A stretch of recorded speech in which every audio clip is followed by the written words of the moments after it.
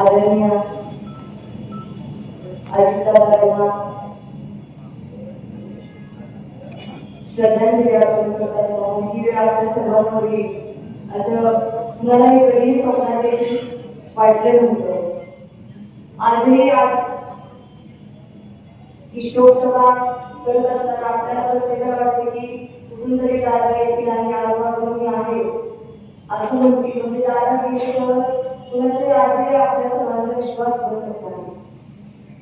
करून जावं असं वाटते दुनियेतून या जाताना गणपती आम्हाला जगाचा साऱ्यांना लोक शेवटचा गीताना म्हणजे अख्खा महाराष्ट्र देश खतरला आहे का ताज माणसाच्या बॅनरने.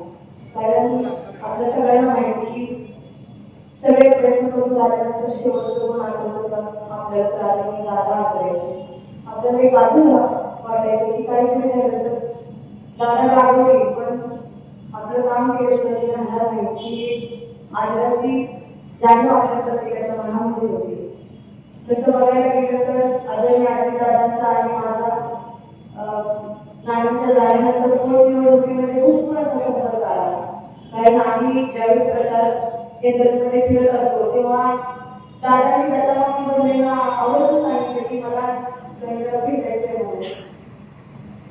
मामांचा मला फोन आला की दादा तुला भेटायचं म्हणते. मला असं लक्षात आलं की कोण विमंडळात मी प्रचार करते थोडा वेळ थांबा आणि खरंच दादा थांबले. म्हणजे माझ्यासाठी हा धक्का होता की एवढा मोठा माणूस माझ्यासारख्या सर्वसामान्य कार्यकर्त्यासाठी थांबतोय. आणि मी ज्यावेळेस दादांना भेटले तेव्हा त्यांनी सांगितलं की मला अशीच माणसं आवडतात की समोर कोण कितीतरी मोठा असला तर आपल्या कामाला प्राधान्य देणारा माणूस हा मला आवडतो. मी आवर्जून सांगितलं. परवा दादा आहे नगरपालिकेची जी निवडणूक झाली त्या निमित्ताने आपल्या ठिकाणी लोक भेटायला गेल्यानंतर आवर्जून अजितदादांनी माझं कौतुक केलं.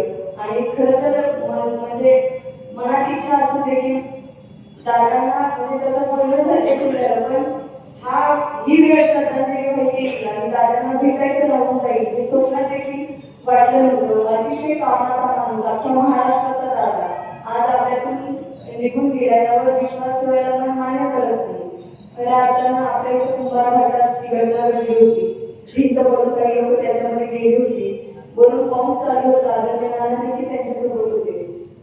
त्यावेळेस अजितदादांनी तत्काळ त्या ठिकाणी मृत्युमुखी पडलेल्यांना मदत मिळत नाही आणि त्यांचं पुनर्वसन जोपर्यंत होत नाही तोपर्यंत दादा जवळजवळ 1.5-2 तास तिथे त्या पावसात बसून उभा राहिले. म्हणजे आपण त्यांच्याकडे बघून आमच्यासारख्या तळागाळातून वर येणाऱ्या प्रत्येक कार्यकर्त्याला एक प्रेरणा देण्याचं कामच त्यांच्या कामातून अजितदादांनी देण्याचं काम केलं आहे. मी खऱ्या अर्थानं प्रत्येक कार्यकर्ता असू द्या तुमच्या माझ्यासारखा तळागाळामध्ये पोहोचून काम करणारा प्रत्येक माणूस दादांच्या जाण्यानं पोरका झालेला आहे. अख्खा महाराष्ट्र पोरका झालेला आहे. ही महाराष्ट्रात जी पोकळी निर्माण झाली ती न भरून निघणारी आहे. तसं बघायला गेलं तर आमचं भारतीय परिवाराचं आणि पवार कुटुंबाचं एक विशिष्ट नातं होतं. नाना नेहमी म्हणायचे की मी कुठं असले ना पण माझा देव पवार साहेब आहे. आणि नानांनी त्यांच्या म्हणजे मला माहिती आहे की घराचा प्रथा माणूस गेल्यानंतर त्या कुटुंबाचं जे अवस्था होती ती मी भोगलेली आहे. खऱ्या अर्थानं आपल्या अख्ख्या महाराष्ट्राचा आधार केलाय. त्यामुळे अख्खा महाराष्ट्र आज दादाच्याकडे घडतोय. कुणालाही कुठल्याही गोष्टीचा रस राहिला नाही. जिल्हा परिषद पंचायत समितीच्या निवडणुका तोडला असताना देखील दादाची ही दुःखद बातमी ज्यावेळेस कानावर आली तेव्हा असं वाटतं की आता हे राजकारण करण्यात रस नाही. इतकं म्हणजे मनाला सत्ता लावून दादांचं असं जाणं अपेक्षित नव्हतं. आणि पुरोगामी विचार स्वतः जिवंत जगणारे आणि पुरोगामी विचारांना प्रेरणा देणारे अतिशय खंबीर महाराष्ट्राचं नेतृत्व आपल्यातून आज असं अचानक गेलं. त्यामुळे अख्खा महाराष्ट्र पोरका झालेला आहे. मी फक्त एवढंच म्हणून हेची दादा देगा देवा तुझा विसर न व्हावा.